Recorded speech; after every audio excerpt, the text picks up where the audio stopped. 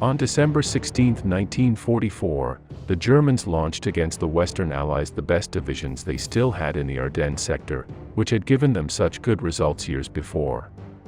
This was the last bet of the German leader, after which, as we will see at the end, he completely collapsed and admitted that the war was lost.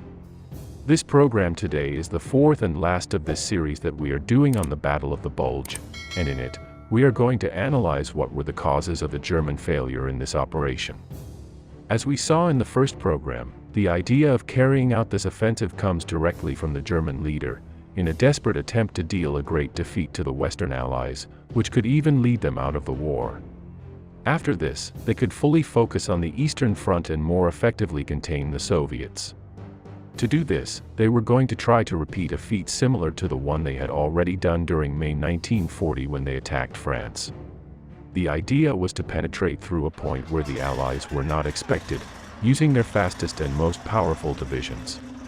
However, and as we will see below, little or nothing went according to plan.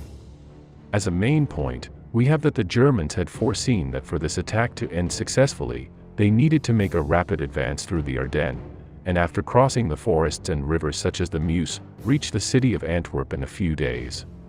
For this to happen, the Germans needed their armored units to advance quickly, and the Allies to offer virtually no resistance.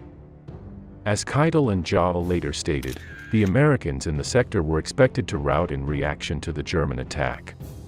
On the other hand, they also expected that the complicated and complex Allied chain of command would prevent them from being able to react quickly, so according to their point of view, chaos was guaranteed.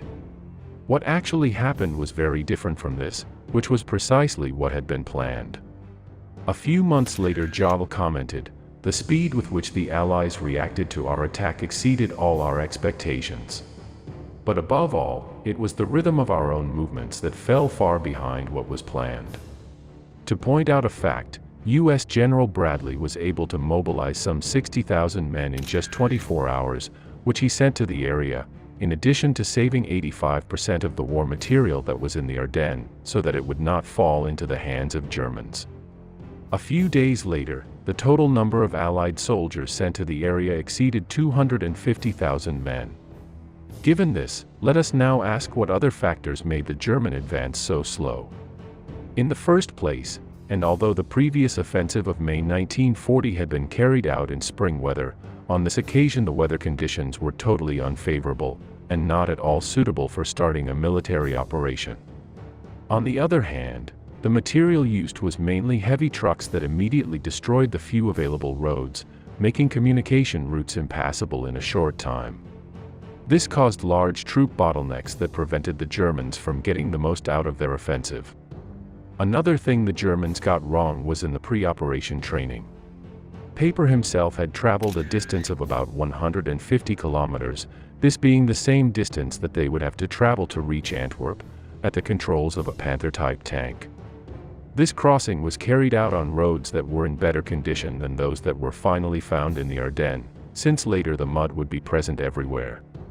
Although Paper had calculated that he would be able to reach the Meuse in less than 24 hours, the reality was that they would not be able to arrive for almost the 2 weeks that the operation lasted. In addition, the poor condition of the muddy roads led to higher than expected fuel consumption, and this led to the Germans running out of gas at a much higher rate. On the other hand, the operation was started before the last trains with fuel arrived, so everything contributed to the forward speed sinking completely.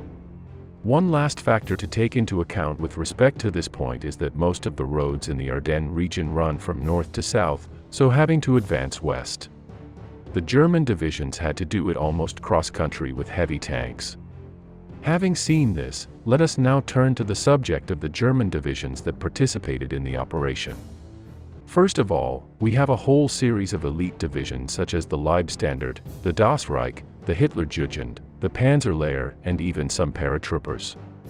Despite the name of these divisions that had been so effective, we have to remember that they came from having been torn to pieces in the Battle of Normandy, and that they were now composed of newly trained recruits. Second, we have a total of 10 Volksgrenadier divisions which had also been formed during the autumn of 1944 itself, being smaller in size than usual due to lack of men and equipment. Although these divisions were intended to be built around a small base of veteran soldiers, the rest of the members were men from other corps with no combat experience, wounded who had not yet recovered, teenagers from the Hitler Youth, and even those known as Germans from SWAG. This last term is used for soldiers who had been recruited outside the original borders of Germany. Thus, we see how most of the German units that were launched in this combat were far from being the old Wehrmacht divisions that had had years of training and had sublime coordination. In short, we can see how the German offensive had a much slower speed than expected due to its own failures, and also because of the strong Allied resistance it encountered, which soon began to put pressure on the flanks of the German penetration. Finally, when the skies cleared and the Allied aviation began to act, it left the vanguard troops isolated, destroying most of their supply routes, although they had already failed long before, not having reached any objective. As if that were not enough, the Soviets were advancing through Hungary and its capital Budapest was falling into the hands of the Red Army.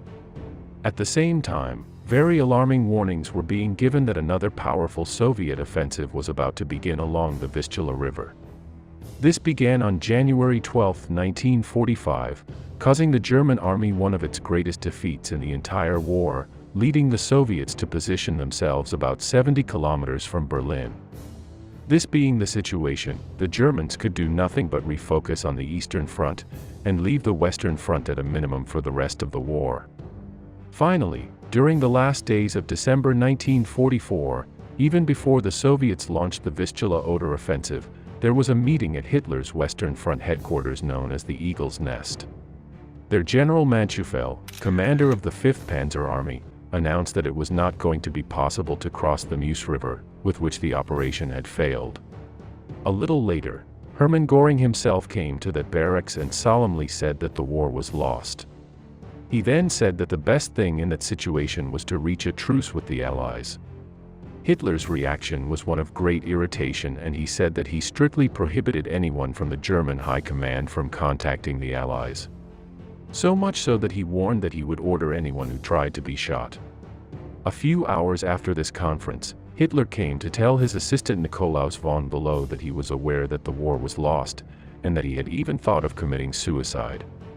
However, and as his assistant said, a little later he stated the following: "The enemy's air superiority is too great. I have been reinitiated. After the attack I suffered this summer, I realized that the betrayal had gone further than I could ever imagine. I have encouraged and decorated all of them, and that has been the gratitude I have received. I have lacked tenacious fighters, but we will never capitulate. We may sink, but we will take the whole world with us." Do you want to know other aspects of this operation, such as the objectives it pursued and its meaning? Do you know to what extent the Allies were aware of this offensive? What role did Otto Skorzeny's infiltration unit play? These have been the 3 programs of this series that we have uploaded during this month, which I leave you in the description. Thank you all for being a part of this community, and especially the sponsors who make this possible.